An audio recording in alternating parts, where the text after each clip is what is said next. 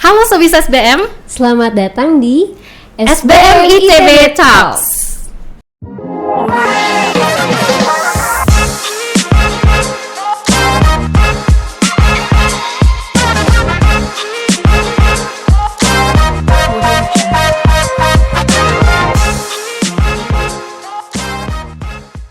Halo, saya Ilma Aulia Zaim, saya dosen dari kelompok keahlian Bisnis Strategi and Marketing SBM ITB dan riset saya lebih banyak ke arah tourism marketing. Halo, perkenalkan nama saya Sahla Sabila. Biasanya saya dipanggil Bila. Saya sebagai founder dari Fun Trip Tour and Travel Agency dan saya juga sebagai alumni dari MBA ITB tahun 2021. Oke, udah Januari 2024 nih, nggak kerasa ya. Dan sekarang masih musim liburan sebenarnya. Nah, kira-kira kalau kita misalnya bicara tentang liburan nih dengan suasana yang masih santai gitu di awal tahun, kira-kira kedepannya bakal kayak apa sih suasana liburan di tahun 2024? Ada bayangan nggak kira-kira interestnya ke arah mana nanti? Jadi kalau dari travel agent sendiri itu kita lebih mengusung interestnya, apalagi terutama fun trip ya. Kalau fun trip memang kita lebih mengusungnya ke culture trip, experience trip gitu Mbak. Jadi kita bakalan di 2024 sampai nanti pertengahan, at least di kuartal 1 lah, kita bakalan nyusun mereka itu lebih ke experience trip gitu. Jadi nggak cuman travel yang oke lah kita traveling ke pantai dan lain-lain kayak gitu. Cuman ini akan berbeda konteksnya mungkin kalau di family atau education trip atau ya lain sebagainya gitu Mbak. Nah, tapi kalau Mbak sendiri kayak sebagai kayak personal aja, as a personal tuh lebih interest gimana sih kalau trip sendiri gitu? Karena apakah bisa match dengan segmennya fun trip atau beda gitu? Tadi menarik banget sih sebenarnya bicara tentang cultural trip sama experience trip ya. Betul. Mungkin bisa dijelasin dulu apa sih bedanya di antara dua itu? Nah, kalau culture trip kita benar-benar kayak lebih mengusung culture-nya karena sebenarnya Indonesia itu kan terkenalnya sebagai apa ya namanya dari nature dan culture ya. Apalagi kita tuh Bhinneka Tunggal Ika gitu. Jadi benar-benar terkenalnya itu. Cuman yang diusung saat ini adalah selalu nature-nya. Kayak Bali itu punya nature yang bagus banget, kayak punya sawah dan lain-lain gitu loh. Nah, tapi kita tuh jarang banget ada travel yang mengusung culture. Yang sebenarnya Indonesia tuh punya banyak culture, bahkan kita punya banyak banget bahasa dan itu tuh jadi apa ya namanya yang membedakan tuh adalah kalau experience mungkin kalau orang Indonesia kesini kayak orang pemuda ngapain sih orang WNA atau orang asing kesini cuma buat mukul-mukul gabah gitu. Cuman buat orang asing itu one of interest yang wah ternyata asik juga ya gitu, mukulin gabah, iniin panen padi kayak gitu-gitu. Itu yang aku bilang experience. Nah kalau culture kita benar-benar kayak lebih ngusung ke desa wisata lain gitu. Ya sama aja kayak yang lebih ke sustainable tourism yang tadi kita membangkitkan desa wisata itu gimana caranya ekosistemnya tuh bisa berjalan. Menarik banget ya. Kayaknya kalau aku di antara dua-duanya sih suka juga dua-duanya. Jadi cultural tourism suka gitu ya. Apalagi ya tadi yang udah disebutkan oleh Bila, kita punya banyak banget culture di Indonesia dan mungkin kita selama ini kalau aku pribadi ya, selama ini lebih sering tahu tentang budaya di Jawa aja gitu ya. Ya paling jauh mungkin Bali gitu. Akan menarik banget gitu untuk bisa lebih tahu tentang budaya di Papua seperti apa, di Kalimantan gimana, dan ditambah juga dengan experience tadi, mungkin bisa jadi bagian dari komunitas di sana, komunitas lokal ya, melihat suasana pedesaannya seperti apa, situasinya bagaimana, keseharian para penduduk lokalnya seperti apa. Kayaknya akan menarik banget seperti itu. Dan sekarang selama ini fun trip ke arah sana ya.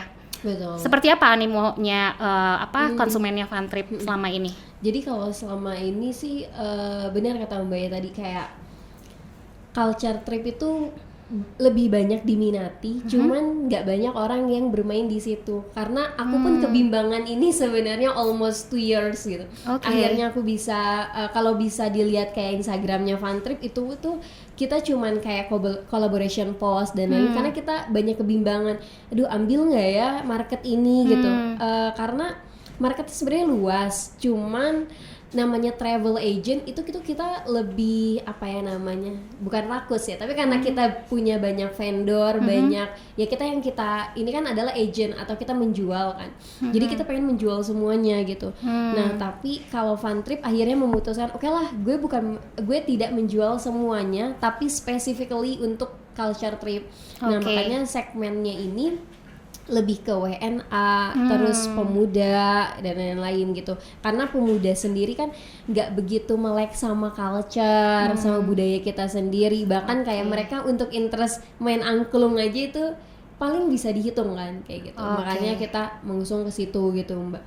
Nah, tapi aku kalau dibandingkan dengan regular market ya, kalau yang ada di Fun Trip sekarang sebenarnya kita nggak mengusung quantity. Kalau quantity mungkin kita bisa ambil untuk trip-trip yang ke pantai, trip-trip yang reguler aja. Yang reguler, yang common aja gitu ya. Yang kalau yang fokus masih harus spesifik gitu ya, secara segmentasinya, target pasarnya juga. Ini menarik ya. Tadi sempat mention tentang pemuda nih. Kalau pemudi gimana? Apa yang membedakan antara segmen pemuda dan pemudi nih? Menarik deh. Ya pemuda-pemudi sebenarnya behaviornya kan sama-sama aja ya. Maksudnya ya mereka yang ini konteksnya sudah bekerja, sudah punya uang ya. Karena kalau mahasiswa I mean kayak jarang yang mau mengeluarkan uang untuk culture. Nah makanya di sini tuh sebenarnya one of campaign kita untuk ayo dong kamu tuh harus tahu loh sebenarnya culture ini tuh bukan dimelekin untuk orang-orang yang kerja doang gitu. Maksudnya kamu tuh jangan cuman ke pantai dan lain-lain doang. Kamu harus tahu kalau ini tuh ternyata Indonesia tuh se-beautiful ini gitu. Jadinya ya kalau dibilang segmennya segmented, cuman yaitu jadinya karena kita bahasnya quality, nggak quantity, jadi pricingnya mungkin agak lebih tinggi gitu. Nah tapi aku nggak tahu sebenarnya apakah marketing yang dijalankan oleh Fun Trip ini akan oke atau tidak gitu.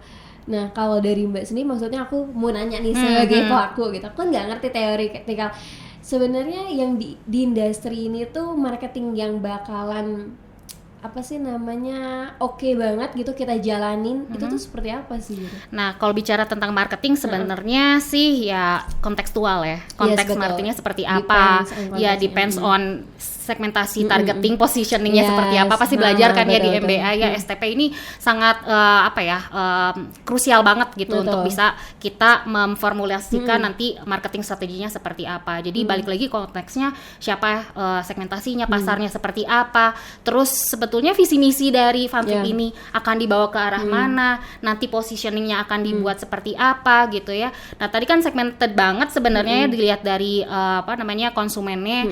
Jadi sebenarnya ya kita harus tahu dulu nih si konsumen ini secara behavior mereka tuh seperti apa sih, apa sih yang mereka cari di dalam konteks traveling tadi ya, misalnya di culture tourism tadi mereka mau nyari apa sih sebenarnya, apa cuman pengen tahu aja atau pengen mungkin ya I don't know, perhaps mereka pengen kesana cuman biar pencitraan kan, bisa aja ya. Jadi itu yang memang harus kita pelajari, apa sih jadi motivasi mereka untuk melakukan liburan dengan konsep yang seperti ini begitu ya, dan apa yang membuat mereka jadi selain motivasi juga nanti ekspektasinya apa gitu, sehingga bisa mencapai satisfaction kan, sehingga mungkin nanti seterusnya tentunya untuk mencapai sustainability ya tentunya diharapkan agar mereka juga willing to revisit, willing to recommend gitu ya, dan juga saling membantu untuk promoting the destination, jadi kolaborasi juga dengan Fun Trip gitu sebagai part of the stakeholders. Nah kita bicara di sini kalau misalnya masuk ke teori dikit, ada tuh istilahnya ada pentahelix, ada hexahelix. Jadi pentahelix ini sebenarnya udah diusung oleh Indonesia, pariwisata Indonesia pada masa Menteri Pak Arif Yahya waktu itu ya. Jadi memang konsepnya sangat baik sekali, bagus banget, dan akhirnya diimplementasikan di banyak hal gitu. Nah di pariwisata sendiri itu kalau bicara tentang pentahelix ya mungkin ada yang udah pernah dengar, ada yang belum pernah dengar. Jadi untuk bisa menceritakan tentang apa itu kolaborasi Pentahelix, mungkin sedikit teori di sini ya. Jadi ada kolaborasi antara berbagai 5 stakeholder ini, ya, ada media, ada akademisi, ada pemerintah, komunitas, dan juga pelaku bisnis. Nah, mungkin di sini Funtrip termasuk di dalam pelaku bisnis kan ya.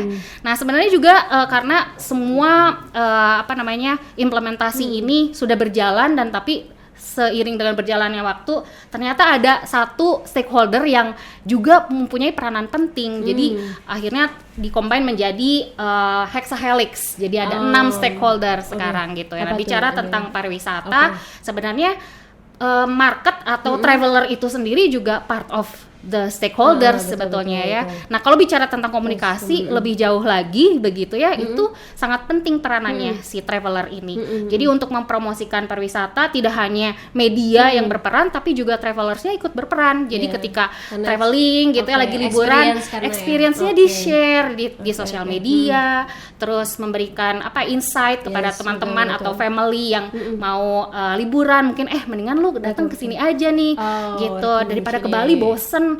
Kita mendingan ke tempat lain yang lebih kuat gitu ya, secara culture tourism belum pernah terekspos misalnya. Jadi hidden gem, nah itu kan menarik sekali ya. Nah, itu peranannya si travelers di Hexahelix. Ada juga yang bilang bahwa sebetulnya yang menjadi peran penting di Hexahelix adalah investor. Gitu. Jadi lembaga keuangan atau ya financial institution yang bisa membantu ya pelaku bisnis seperti Funtrip untuk bisa mengembangkan usahanya ke arah sana gitu, ke arah cultural tourism tadi gitu. Jadi investor mengembangkan misalnya menjadi aplikasi atau bentuk teknologi lain yang bisa mendukung pariwisata gitu. Tapi benar sih Mbak, kayak jadi memang di kita itu nggak bisa kayak melulu kayak 360 marketing gitu, nggak bisa. Memang tadi yang Pentahelix dan lain-lain itu memang sangat applicable juga kalau di pelaku usaha sebayakunya. Kayak kita nggak bisa nih cuman ngelakuin 360 marketing, campaign dan lain-lain tanpa ada dukungan asosiasi. Kayak gitu. Jadi emang kita kayak stakeholder, apalagi komunitas-komunitas di lapangan, terus belum lagi HPI-nya, himpunan pariwisatanya, guide-nya dan lain-lain. Itu benar-benar kita tuh jadi kayak satu ekosistem yang berketergantungan gitu kan. Oke. Tapi kalau SBM sendiri, tadi kan ada peran education, akademisi betul. SBM sendiri sebenarnya ada peranan atau dukungan apa sih sebenarnya untuk ini naikin pariwisata? Nah, SBM selama ini sudah menjalankan banyak sekali pengabdian masyarakat sebetulnya di bidang tourism gitu ya.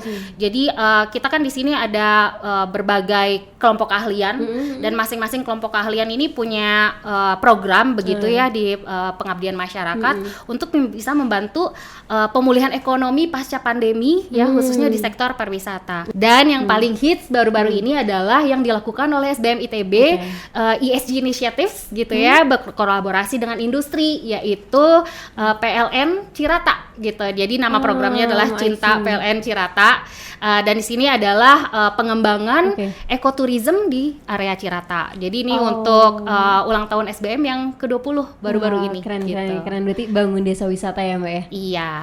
Nah, ini yang bikin menarik lagi, sebenarnya yang saya pengen tahu lebih banyak gitu ya dari sisi Funtrip sendiri yang dilihat di lapangan, seperti apa sih peran komunitas lokal? Apakah mereka suportif dengan program-programnya Funtrip selama ini? Ini kan berarti lebih ke community lokal ya. Itu tuh sebenarnya ini kan udah jadi programnya pemerintah juga ya, untuk bikin desa wisata itu jadi sustainable tourism atau pariwisata berkelanjutan. Buat komunitas lokalnya sendiri, sebenarnya mereka itu sangat amat interesting dan menarik gitu. Cuman mungkin poin-poin yang harus dikembangkan adalah mereka ini adalah community lokal atau yang memang sudah ada di sana sejak dahulu kan. Tapi mereka ini butuh inovatif, kreatif dan ide-ide baru untuk biar desanya tuh tetap naik gitu. Misalnya kayak biasa ini kan produknya Fun Trip yang paling laris dan yang paling interesting tuh ke Baduy. Oke, Baduy ya. Desa wisata Baduy kalau kita ngomongnya. Cuma mereka nggak mau dibilang desa wisata. Mereka maunya kita ke sana itu ya cuman silaturahim lah gitu.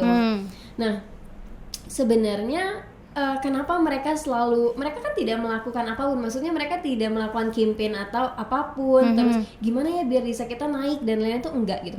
Cuman poin plusnya adalah mereka itu kan memang budaya yang menganut dari nenek moyang tuh seperti A B C D E, ya udah mereka A B C D E kan. Jadi itu something special dan something interesting banget untuk para wisatawan gitu, terutama di daerah Jakarta sekitar. Sama WNA. Kenapa? Karena mungkin dia yang paling deket dan yang paling bisa langsung kita jajahi pakai kereta api cuma 2 jam gitu kan ya.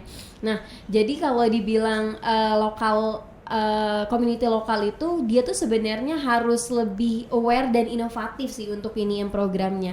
Oh ya, tadi aku lagi ngomongin si Baduy ya. Jadi Baduy itu dia punya program tahunan yang memang itu tidak terdesain oleh dia tapi emang sudah ada dari nenek moyangnya. Misalnya kayak Kawalu.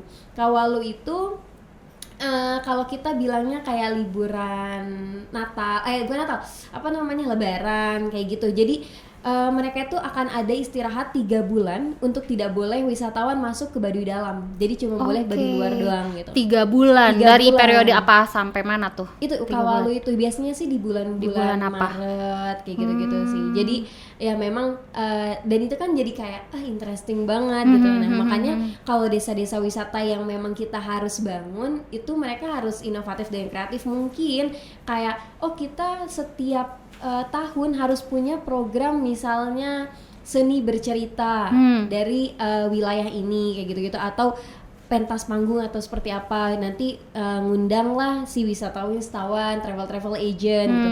Contohnya yang kita bisa ambil tuh misalnya di Dieng Culture Festival tuh kan.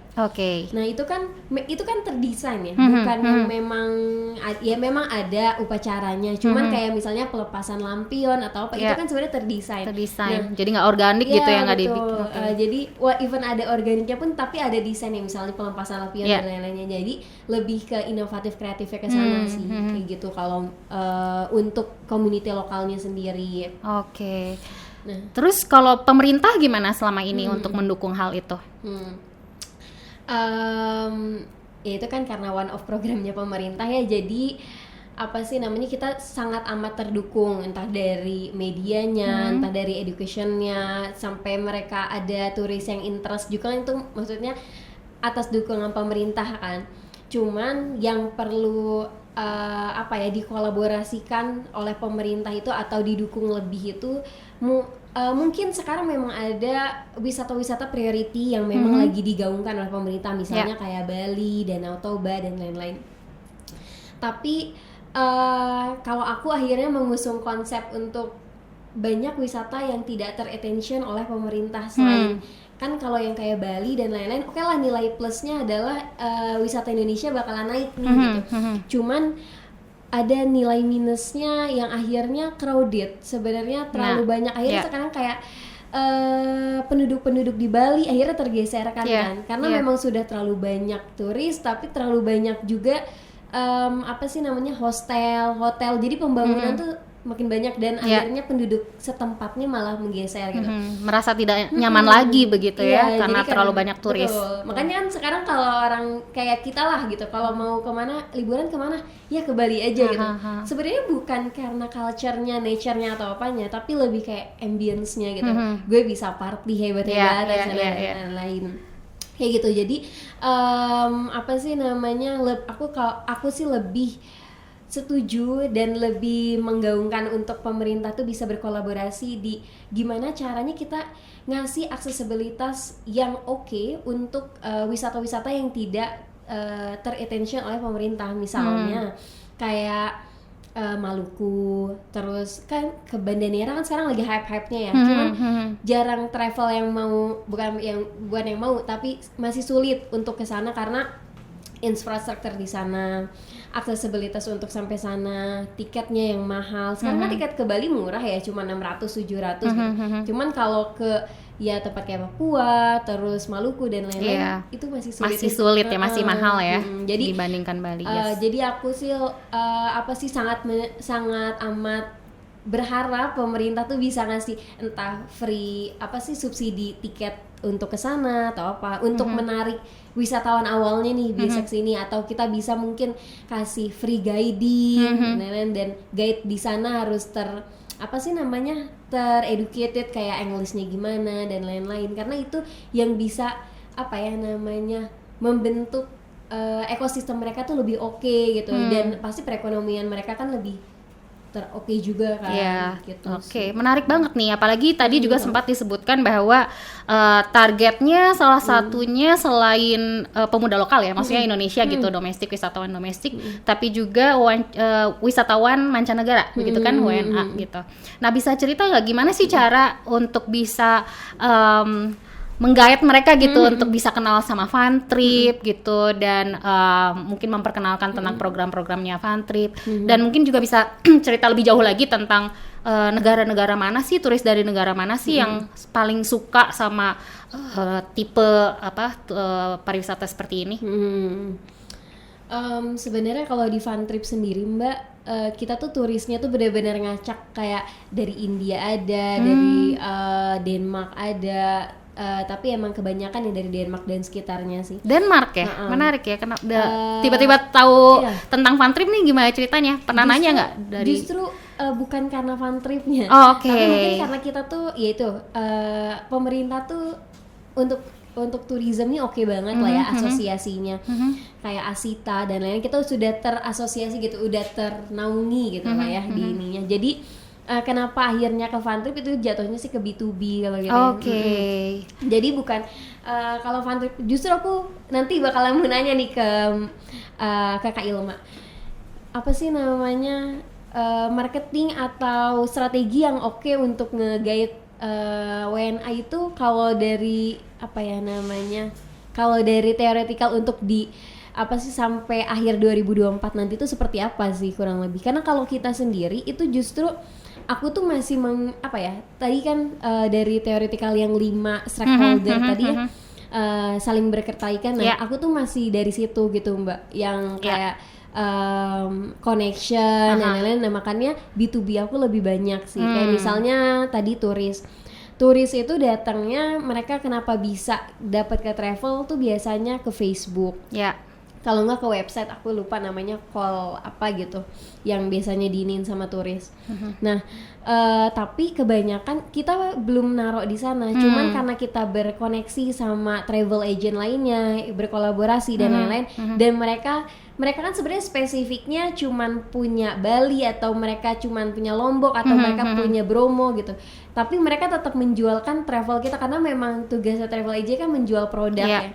Nah, tapi mereka tidak punya itu. Yang mereka tahu karena kita si Funtrip ini ngambil positioning yang oke untuk culture trip, untuk si WNA. Nah, makanya mereka melemparkan proyek itu, oh yaudah Funtrip gitu. Makanya kebanyakan kita dari itu. Cuman kalau lihat kayak B2C-nya atau ranah mereka tuh dari mana, itu sih rata-rata dari website, terus dari Facebook gitu. Nah, kalau dari Kak Ilma sendiri, aku pengen tahu nih. Kan ada tuh ya data yang maksudnya kayak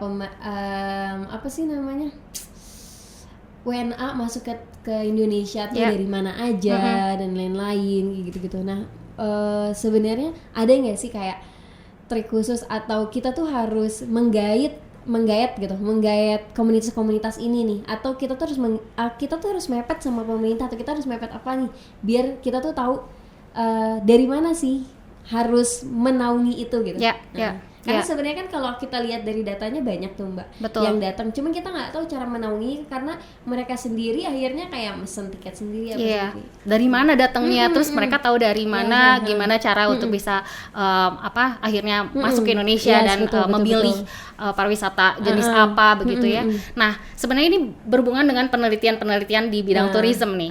Jadi selama ini ternyata dari semua bentuk atau effort atau upaya-upaya marketing yang paling efektif masih nih dianggap paling efektif walaupun ini sebenarnya masuknya konvensional nih gitu, ternyata adalah word of mouth.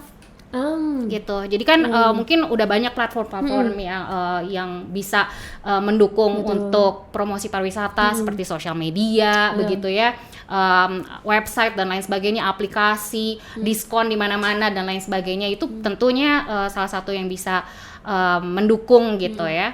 Tapi ternyata ini konvensional sekali gitu, word of mouth itu lebih powerful. Jadi ya gimana caranya itu untuk bisa membangun satisfaction gitu ya, tourist satisfaction yang tinggi supaya mereka bisa promote gitu ke teman-temannya, ke family gitu ya, dan juga memberikan review yang bagus, rating yang bagus melalui forum-forum pariwisata gitu ya. Di kan biasanya tuh kalau misalnya kita mau pesan tiket gitu ya, misal pesan tiket untuk experience misalnya, kan banyak tuh ada platform-platformnya, misalnya Airbnb punya, terus juga ada Booking.com dan lain sebagainya, bahkan TripAdvisor dan lain sebagainya. Kan kita misalnya ketika mau pilih gitu experience yang mana yang mau kita beli gitu ya untuk liburan kita, ada review tuh. Ya kan, ada review, terus udah gitu ratingnya berapa. Nah itu penting banget, itu ternyata sangat powerful untuk bisa membangun trust, membangun rasa untuk bisa membangkitkan desire gitu untuk calon traveler untuk ikut gitu ya, tentang tadi experience tourism tadi ya misalnya gitu. Jadi apa sih yang sudah di pengalaman apa yang sudah dilakukan atau dirasakan oleh traveler yang sebelumnya, misalnya yang dari Denmark tadi, apa sih yang mereka lihat, apa yang mereka rasakan, apa yang mereka alami gitu, pengalamannya seperti apa, dan dari servisnya Funtrip itu seperti apa, itu justru yang paling powerful sih dibandingkan dengan misalnya iklan gitu ya, iklan kan karena banyak belum tuh sampai belum tentu benar ya? juga, dan bukan belum tentu benar dalam artian itu kan bisa aja kan induce gitu ya, sementara yang organik itu sebenarnya lebih powerful karena memang based on personal experience yang lebih authentic gitu ya. Jadi itu sebetulnya. Jadi kalau misalnya dilihat dari data mungkin nggak ada data yang sangat yang spesifik gitu, tapi kalau misalnya merefer ke teori atau penelitian-penelitian yang ada sekarang, tetap sih word of mouth itu punya peran yang paling powerful gitu. Tentunya masih banyak cara-cara untuk bisa memberikan gambaran seperti apa sih suasana di sana misalnya ya, dengan berbagai tadi kan udah disebutkan ada 360 derajat marketing, itu juga digunakan memang adalah upaya untuk ke arah sana, tapi word of mouth masih lebih powerful karena sebetulnya. Butuh trust dulu ya, butuh trust, dan juga itu kan experience benar-benar dirasakan secara personal begitu ya, jadi memang lebih reliable begitu.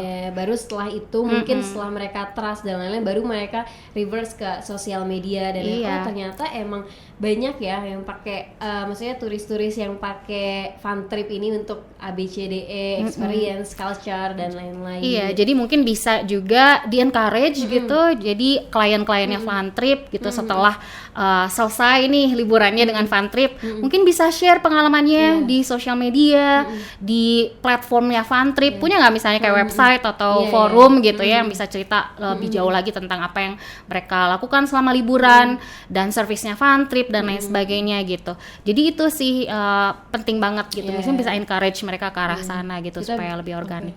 Kita bisa ini sih collaboration kan itu kan masuk ke traditional marketing ya.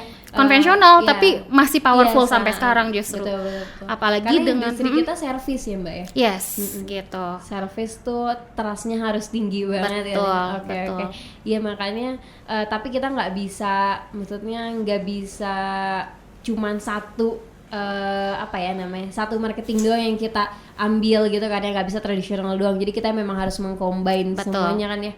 Nah makanya update teknologi sekarang tuh sebenarnya ya minus plus juga ya buat kita gitu, karena teknologi itu semakin berkembang, jadi turis mungkin bisa masuk juga ya gampang bisa cari yang kayak tadi dari TripAdvisor atau apalah review dan lain-lain. Makanya walaupun kita butuh word of mouth, kita butuh trust dan lain-lain, tapi di sisi lain mungkin kita bisa mengembangkan yang tadi mereka harus nge-review lewat TripAdvisor, jadi word of mouth dari teknologi itu betul. juga Digital word of mouth, e-worm gitu istilahnya. Jadi itu tapi punya peranan yang masih sangat signifikan gitu kalau di sisi apa namanya marketingnya gitu. Tentunya banyak yang bisa dilakukan ya tadi dari 360 derajat. Mungkin dari sisi public relations gitu ya kan. Gitu. Jadi maintaining customer juga penting. Jadi tetap masih maintain nggak sama klien-klien yang sebelumnya dari Denmark, dari India dan lain sebagainya. Nah, itu kita perlu berteman baik kan. Nah, gitu. Jadi itu dengan memaintain apa namanya relationship gitu juga membangun ya kepercayaan juga gitu dan mungkin bisa encourage mereka untuk bisa bawa teman-temannya yang lain untuk ikut fun trip lagi gitu. Sama mungkin kita nggak bisa pungkirin sekarang tuh konten is king ya Mbak ya. Jadi walaupun kita oke lah kayak kemarin aku bawa tamu dari, bukan aku sih, aku kedatangan tamu yang dari Denmark itu kan kalau HPI atau maksudnya tour guide itu kan nggak semuanya tereducated tentang bagaimana fotografi, videografi. Sedangkan sekarang itu kita bisa mendistribusikan value kita atau apa sih yang dijual sama fun trip itu semuanya visual kan. Mau makanan, mau apa lah, industri ini pasti semuanya butuh visual. Nah makanya aku sampai hire satu orangnya mahasiswa lah ya, mahasiswa untuk ikut serta experience ini gitu loh. Coba kamu itu di samping dia juga melatih ya communication-nya sama turis-turis asing, ditambah Indonesia tuh kayaknya masih ini ya, kalau gue jalan-jalan sama turis nih value gue naik nih gitu. Karena mereka yang kayak kalau di Bali masih gue foto nih sama turis gitu, kan ibaratnya kayak orang Indonesia saat di Bali, Indonesia saat di India lah, kita kan juga dituriskan oleh orang India gitu. Nah jadi aku nge-hire satu lagi sebenarnya buat education si mahasiswa juga, ditambah aku perlu konten itu kan untuk ini. Dan selama ini sebenarnya aku cuman iniin word of mouth doang, fun trip nih.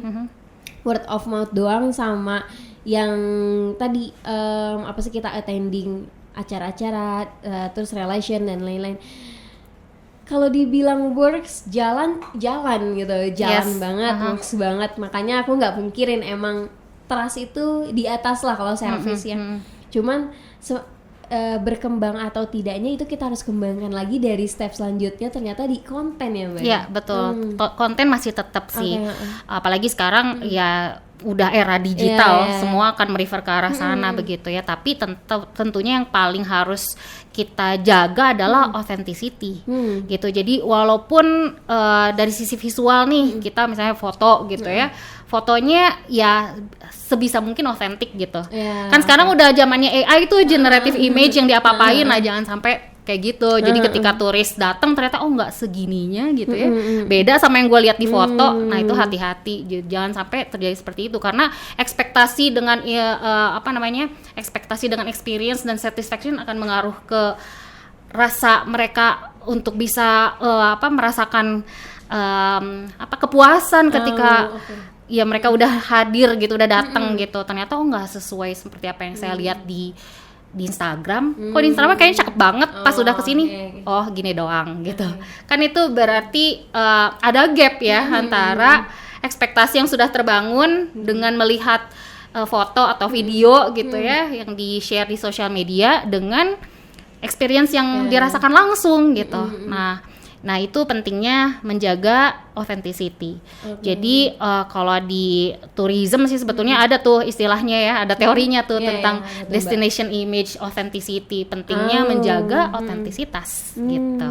Oke. Iya sih benar. Kalau apalagi service terus destination, apalagi kalau sekarang kayak mau bangun desa wisata dan lain-lain, ya kita harus yang tadi aku bilang kan programnya dan lain-lain. Jadi harus otentiknya harus kita jaga benar. Kalau makanan ibarat kata rasanya tuh harus ngangenin dulu gitu. Oke, jadi kesimpulannya apa nih untuk pelaku bisnis gitu ya, untuk bisa mengattract new customer atau potential visitor, potential travelers untuk datang ke Indonesia untuk menikmati cultural tourismnya dan juga experience tourismnya itu seperti apa? Ya ini juga sebenarnya PR sih buat aku. Kalau aku ya berharapnya untuk customer mungkin ya nanti tuh nggak lagi ada mindset yang oh gue kalau mau liburan ke Bali nih dan lain-lain, tapi ayolah mulai terekspos sama mulai melek sama culture, sama banyak loh selain Bali itu yang lebih powerful lagi gitu loh. Bali itu maksudku udah terlalu crowded untuk kamu datengin. Udah over tourism ya sebenarnya Bali tapi ya gitu. Jadi mungkin itu PR juga sih Mbak buat aku, karena itu kan butuh butuh awareness lagi dan lain-lain lagi ya. Mungkin kalau diiniin butuh riset lagi ya, riset produknya lagi gitu. Itu sih kalau dari aku untuk customernya ya, berharap di sampai nanti 2025 itu berharapnya customer itu akan semakin berkembang gitu lah kemauannya, karena semakin percayalah yang tidak terekspos itu justru lebih cantik, pokoknya lebih powerful banget lah, nggak sia-sia. Kayak kita ngeluarin 10 juta juga udah bisa huahi yang banyak dan pokoknya nggak sia-sia lah gitu loh. Kayak gitu. Cuman kalau dari Kak Ilma sendiri nih, kira-kira kalau tadi kan aku udah jabarin nih kira-kira Fantrip seperti apa pelakunya dan lain-lain. Nah, ada nggak sih saran untuk kita tuh buat pelaku usaha atau industri kita sendiri itu tuh gimana untuk kedepannya gitu? Oke, paling penting adalah sebetulnya mengenal segmentasinya ya, target marketnya siapa gitu. Mereka tuh sebenarnya motivasinya apa? Apa yang mereka expect dari cultural tourism dan tadi namanya experience. Ulang ya. Jadi yang paling penting adalah sebetulnya untuk mengenal gitu ya, target marketnya tuh siapa, apa yang mereka expect dari ya tadi tourism tadi, dari culture tourism dan juga experience tourism. Mereka tuh expect apa gitu. Mereka apa yang mereka harapkan, apa yang mereka ingin dapatkan gitu ya, dan motivasinya sebetulnya apa sih gitu. Jadi berangkat dari sana dulu. Karena itu yang paling penting untuk mengenal, supaya kita bisa memberikan service gitu ya, memberikan sesuai dengan apa yang mereka harapkan. Jadi dari sisi supplier kita gitu ya, dari pelaku di bisnis tahu demand-nya ke arah mana. Apakah nanti ke depannya si jenis tourism ini akan tetap sustain atau enggak, atau mungkin akan beralih ke tren yang lain gitu di tahun yang akan datang. Mungkin ternyata ke depannya si culture tourism ini nggak akan sustain yang dipikirkan. Mungkin siapa tahu ternyata tren ke depannya lebih hal yang baru lagi, yang sesuatu yang kita nggak pikirkan sebelumnya di tahun-tahun sebelumnya gitu. Jadi itu yang paling penting juga untuk bisa knowing customer. Kedua juga untuk selalu update tren pariwisata itu seperti apa ke depannya gitu ya, dan juga tetap inovasi gitu, berinovasi dengan apa yang dipunya gitu. Dan tentunya ya untuk bisa mengembangkan bisnisnya kita juga harus tahu nih gimana caranya untuk bisa sustain, karena kita bicara tentang sustainable tourism, how to make the travelers to be responsible tourists as well gitu. Jadi mungkin ke arah sana kali ya. Jadi yang paling penting gitu. Dan paling penting juga mungkin kolaborasi ya Mbak ya. Betul, kolaborasi tadi seperti yang disebutkan, kayaknya ya idealnya tentunya berkolaborasi dengan berbagai stakeholders tadi gitu ya, bentuk kerjasama supaya kita satu pemahaman, satu visi dan misi gitu. Jadi akan memperkuat gitu pariwisata, balance antara sampai ke segmen dan juga implementasinya seperti apa gitu, dan harus visible tentunya. Oke, kalau gitu thank you ya. Terima kasih Bila, thank you banget udah ngobrol banyak tentang liburan. Mudah-mudahan kita bisa liburan bareng ya. Nanti aku ikut deh sama Fantrip ya. Boleh. Bakal seru banget nanti ikutan 2 programnya Fantrip yang paling fenomenal ini. Iya, betul. Ya semoga nanti kedepannya kita bisa liburan bareng ya Mbak ya sama SBM. Semoga Fantrip juga bisa menggandeng SBM nih untuk bisa ikut serta di experience kolaborasi ya. Seru nih kayaknya kita bawa semua civitas SBM ke Fantrip untuk culture tourism, experience tourism bersama Fantrip. Bakal seru banget. Ayo Sobis SBM, jangan lupa saksiin terus SBM ITB Talks di episode selanjutnya. Dan juga klik tombol like dan subscribe di platform YouTube dan follow kita di Spotify. Kita tunggu ya komentar-komentarnya buat topik yang udah kita bahas tadi. Kalau menurut Sobis SBM, podcast ini bermanfaat, silakan sebarkan juga ke platform media sosial kalian. SBM ITB, for the greater good.